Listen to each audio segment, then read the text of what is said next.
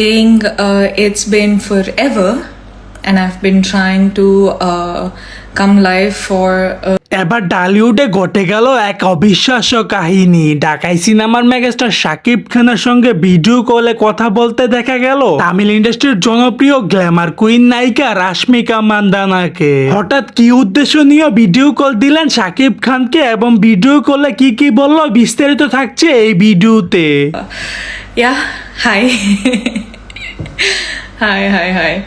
Okay.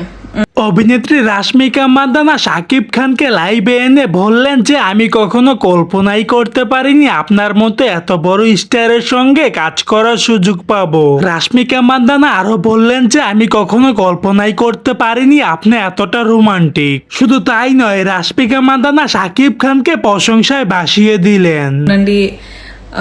బాగుండండి family తోటి ఉండండి family friends as in ఈ టైంలో ఫ్రెండ్స్ని కలవకండి। দর্শক, যতটুকু জানতে পারলাম শাকিব খানের সোলজার সিনেমার একটি জমকালো আইটেম গানের মধ্যে রাশমিকা মান্দানাকে দেখা যাবে, আর সেই বিষয় নিয়ে ভিডিও কলে কথা বলতেছিলেন।